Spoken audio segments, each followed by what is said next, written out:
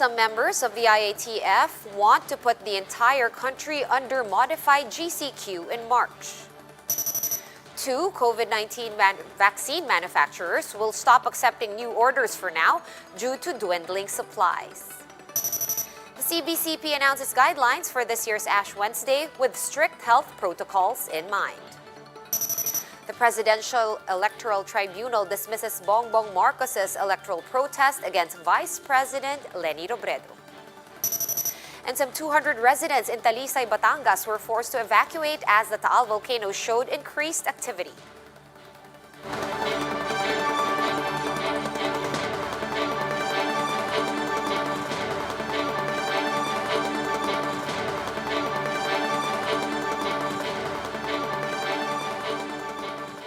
Fast, focused, and fearless. Here's a roundup of stories we're watching now. I'm Sean Yao. The IATF seems amenable to the country's possible shift to MGCQ status in March, but a research group has expressed concerns with several high-risk areas. Maricel Halili with a report. Some members of the IATF, including Palace spokesman Harry Roque, are backing the suggestion to place the entire country under a modified GCQ next month. The National Economic Development Authority recommended this in a bid to help the economy recover. Dahil napatunayan naman ng mga Pilipino sa isang survey po ng Octa Research, 93% po ang sumusunod sa pagsusuot ng mask sa ating mga kababayan, pinapakita natin na panahon na po siguro talaga na isalba naman natin ang ating mga kababayan sa pagkagutom at sa pagkahirap. In a televised meeting on Monday, Socio-Economic Planning Secretary Carl Chua said the quarantine restrictions imposed since March last year have so far resulted in 1.04 trillion pesos total income loss. That is equivalent to 23,000 pesos per worker the whole year. So hindi po naman natin sinasabi na ibukas lang natin yung ekonomiya at wag na nating pakialaman yung COVID cases. Kailangan po natin both. At nakita po natin na nagbukas po tayo last October at yung dumaan po yung Christmas vacation, hindi po naman umakyat yung COVID cases. Chua proposed to further expand the public transportation from the current capacity of 50% to 75% to make it easier for employees to go to work. He also suggested to put additional bike lanes and interprovincial buses. Chua added that it is high time to consider the resumption of face-to-face classes in low-risk areas and expand the age group allowed to go out from the current 15 to 65 to ages 5 to 70. He noted that even under MGCQ, the government can still implement localized lockdown to prevent the spread of the virus. Yung safeguard naman, pwede lang lumabas yung kabataan with their parents only, or initially they can go out to more open areas at hindi naman ibig sabihin na pupunta sila sa malls. The UP Octa Research Group did not directly disapprove the idea of a more relaxed quarantine, but research fellow Guido David emphasized that there are still areas in the country that must be closely monitored. Kung bumababa talaga yung bilang na kaso, pwede talaga tayo magluwag at pag-stable yung situation. Ganun pa man, yun nga, may mga areas na talagang concerning tulad ng sinabi na natin sa Cebu City. Bakit? Kasi yung bilis ng pagtaas ng kaso, hindi natin ma-explain yan in normal terms. In an interview with the chiefs, Marikina Mayor Marcy Chodoro acknowledged the need to relax the quarantine, but insisted that strict protocols must remain in place. We should be able to define clearly the health protocols that we need to impose if we're going to MGCQ. And I think that is what is lacking at this point. A resolution must be issued by the IATF and approved by President Duterte before such proposal takes effect. For News 5, Maricel Halili, we are One News. Vaccine makers Astrazeneca and Moderna will stop taking in new orders for their COVID-19 shots, at least for now. In today's Laging Handa briefing, Presidential Advisor for Entrepreneurship Joey Concepcion said that AstraZeneca informed him of dwindling supplies. Concepcion also noted that the 17 million jabs covered by existing tripartite agreements with the British pharmaceutical company will be the last ones for now. The presidential advisor clarified that the 5.5 million AstraZeneca doses from the COVAX facility will not be affected. The World Health Organization recently approved Astrazeneca for emergency use, which according to the FDA is good news for the Philippines. The 17 million doses that the private and the LGU order is on track to be delivered on time. Yung 2.6 to 2.8 million will be first, no? May and June yan. Yung balance nun will be in the third quarter. The Health Department logged nearly 1,400 new COVID-19 infections today. And that brings the country's caseload to above 552,000, some 28,000 of which are still considered active. The death toll is now up to over 11,500, with 7 new fatalities in the past 24 hours. Meanwhile, recoveries are now at 511,000, with 45 new survivors today. Here are other stories we're keeping our eyes on. The Supreme Court, sitting as a presidential electoral tribunal, unanimously junked former Senator Bongbong Marcos's electoral protest against Vice President Leni Robredo.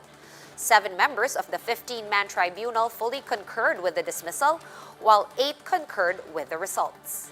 Supreme Court spokesperson Brian Hosaka declined to comment when asked whether or not the decision is appealable.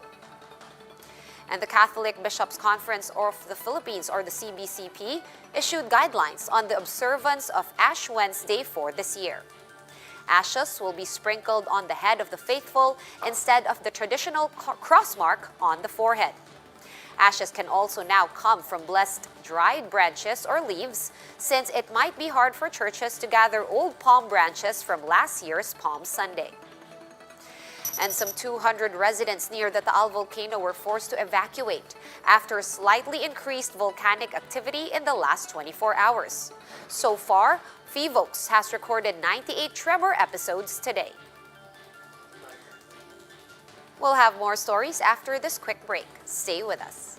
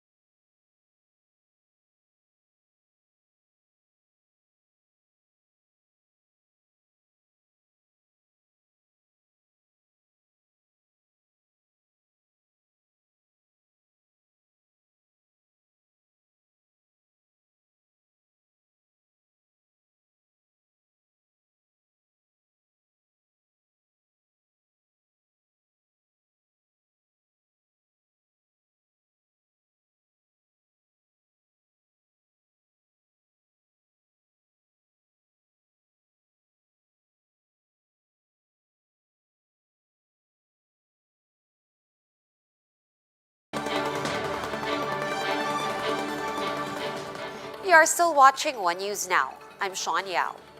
The Supreme Court resumed oral arguments on the controversial anti-terror law. Marlene Alcaide joins us over the line for the details. Hi Marlene, good afternoon. What do you have for us? What happened today? It is day 3. Yes, Sean, Supreme Court justices resumed interpellations on the petitioners of the anti-terrorism law. Petitioners are questioning Section 29 of the anti-terror law, where law enforcers are allowed to arrest and detain a person for up to 24 days without a warrant. They said this should not be authorized because under Article 125 of the Revised Penal Code, detention without warrant is only allowed for up to 36 hours depending on the violation. In reply, Chief Justice Justado Peralta asked if it is time for such law to be revised. He said a lot has changed since the law was passed in 1932, considering that authorities have to coordinate with the FBI and Interpol to build up a case in relation to terrorism. But Congressman Edson Lagman said Article 125 is still a good law, and the proper solution would be for law enforcement officers to beef up its intelligence capacity to be able to bring a charge within a certain period. Sean, Solicitor General Jose Calida is expected to face the magistrates today after the justices finish interpolating. Sean? Thank you for that update. That was Marlene Alcaide reporting to us live from Manila. rather on the phone. In other news, we have the University of San Carlos denying that the Lumad children who figured in a rescue operation were being held captive by alleged militant groups in a retreat house within the campus. To give us the details, Camille Samonte joins us live from Manila. Camille, what did the university have to say about the so-called rescue operation and the Lumas that are staying there? Sean, the University of San Carlos in Cebu insists that the Lumad students staying in their campus do not need to be rescued. This comes after police officers took into custody at least 19 Lumad students from supposed communist groups in their Bakwit school. University of San Carlos President Father Narciso Celan Jr. said the supposed rescue was unannounced and uncoordinated. School officials were also surprised by the presence of the policemen since the students were only staying at a retreat house inside the campus due to the lockdown. The USC said they were already preparing for the return of the Lumad students to their homes in batches. The university president also stressed that videos of the raid inside the campus circulating on social media contradict what the police claims as a rescue operation. The PNP said they launched the operations as parents sought their help. But in a video posted by Save Our Schools networks, the children were seen screaming while they were forced out by men in uniform. The USC also denied allegations that the Lumad children were held captive and were being taught to become armed combatants. Father Narciso noted that the real issue here is the plight of the indigenous communities who were deprived of opportunity to receive basic education. The USC said they only provided shelter and education to Lumad students and they were treated with their best interests in mind. Here's what Father Narciso has to say on the matter. The burden of responsibility of proving and supporting that narrative falls on the shoulder of those police officers who even labeled the whole operation as rescue, because again the video that is being shown and viewed by many runs counter to that. So we question rescue the children from what? That is something that the police officers will have to justify.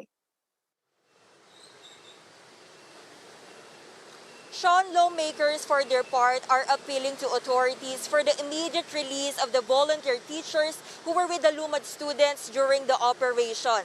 The Police Regional Office 7 said the volunteer teachers will face criminal charges for alleged kidnapping and serious illegal detention. Sean? Thanks so much for that update. That was News 5's Camille Samonte reporting to us live from Manila. For more updates, visit News 5, The Philippine Star, and Business World online.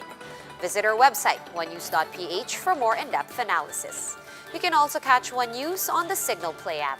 Register for a free account at www.signalplay.com and stream One News live anytime, anywhere. I'm Sean Yao, and we are One News.